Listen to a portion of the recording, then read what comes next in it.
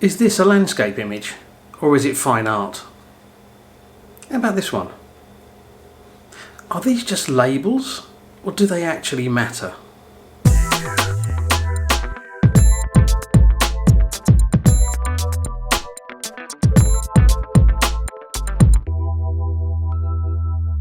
Hi everyone, thanks for joining me. This video is about the labels that we use to describe our work, and for me at least, how those labels affect my creative process. I hope you'll enjoy the video. If you do and you're not already a subscriber, please consider hitting subscribe, and if you're already a subscriber, thank you very much, I appreciate that. This video topic was prompted by a discussion, or rather a question, when somebody asked me if I consider my work to be landscape photography or fine art photography. The problem with labels like these is that there isn't really a fixed definition. Do a search for fine art photography and you'll get lots and lots of different options. What this question did, however, was get my mind working, get the little wheels turning, and it made me realise that I do, at least in my mind, divide my work into two categories. One category I'll call landscape images, and the other one, for the sake of anything better, I'll call fine art images. Let's take a look at this image behind me here, my Toledo sunset panorama. If you've been to Toledo, especially if you've been to the Mirador del Valle, you will recognise this scene. It's obvious where it is. And the same goes for this image of the windmills at Concegra. Coming closer to home, and if you visited the coastline along this part of Spain, you'll almost certainly recognise the distinctive twin peak shape of Puig Campana mountain. For me, these images are about the place, they're about the scene. Sure, light and colour are important, but for me, these type of images are about the place and about the scene, and these are the ones I tend to classify as landscape images. But I also create images like this one, and this one. There's no way to know just by looking at the image where these were taken. There's no sense of place. They rely completely on light and colour or tone, texture, shape to make a pleasing image rather than a beautiful location. And these images I, for the sake of something better, will classify as fine art. What I find interesting about my own thought processes around my images is that categorisation of landscape or fine art changes my creative process, in particular my editing and post-processing work. When it's a landscape image, I tend to want the image to be true to the scene. That means I don't remove any significant items from the image. I also don't mess around with the colours too much. I don't get silly with vibrance and saturation and white balance. I want the colours to represent the scene as it was when I was there and taking the image. This is an interesting example of that. The view is pretty well known around here, and although the cloud pattern is probably the star of the scene, the image is still about the place, and so I classify it as a landscape image. I've had a couple of people ask me if I've considered taking out this small building here. It's actually the office where you can buy tickets to go into the archaeological site when it's open. And I've got to be honest, it's not the prettiest thing in the scene. However, if I did remove it in Photoshop, showed you the edited image, and then you visited the location, you'd quickly see that something's different. It wouldn't be true to life. For the same reason, when I processed this image, I tried to keep the colours and the vibrance and the saturation pretty much the way I experienced it when I was out there doing the shoot.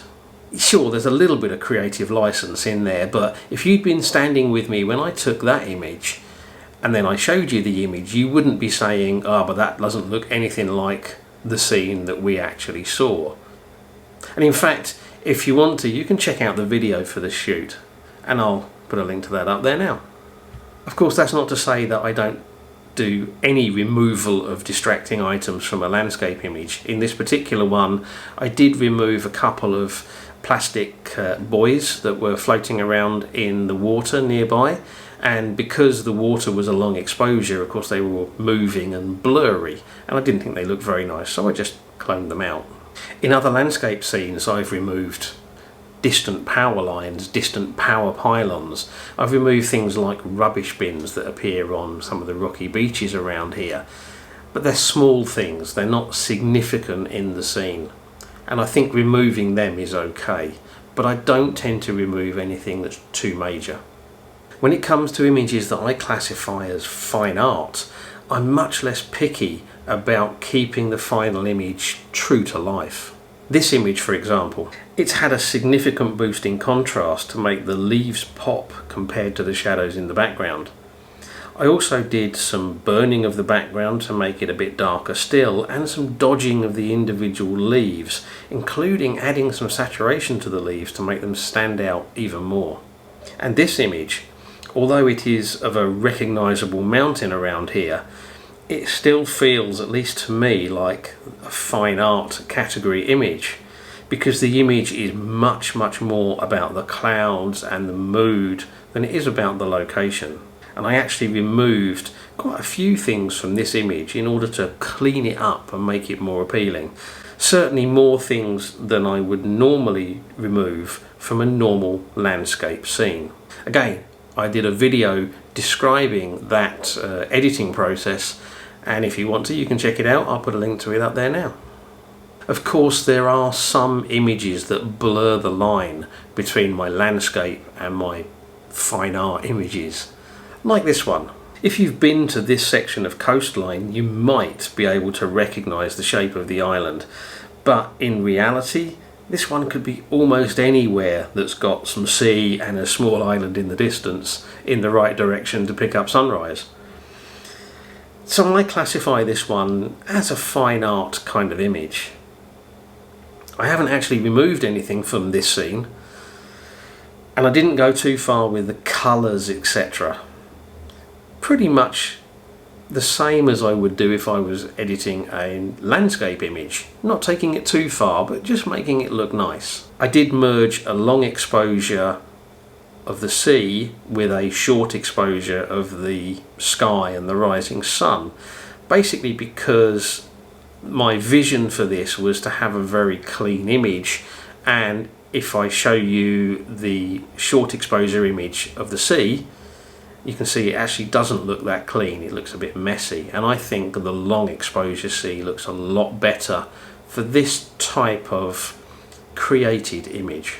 What I have done, which I probably wouldn't do in a landscape image, is I've left in this gull here in the scene. Now this gull isn't sharp. It looks okay if you're just viewing the image at normal size, but if I zoom in, you can see that because the gull is moving, obviously its wings are flapping and it's moving across the sky, and it was shot with a 1/10 of a second exposure time, that shutter speed has not been fast enough to freeze the motion, so the bird is blurry. And in a normal landscape image, I would probably take it out, because I tend not to like having blurry things in my landscape images. But because I'm viewing this more as a fine art image, it's got a sense of the abstract around it, I feel that the blurry gull actually works. So I left it in. So that's another difference between my approach to my fine art or art images and my landscape images. So that's my thoughts on landscape versus fine art, at least my definitions of the two and the way it impacts my work. I hope you've enjoyed this little insight into the way my mind works when I can't get it out and put a camera between it and the big wide world. It does some strange things, I think, my mind. If you have enjoyed this video, please consider giving it a like or a share or both. And of course, if you're not a subscriber, don't forget about that subscribe button. I'd love to hear what you think. What's your views on landscape versus fine art? Or do you prefer other labels? Or do you prefer not to have labels at all? Let me know in the comments. And as always, I really appreciate you taking the time to watch. So, thank you very much. And until the next video, bye.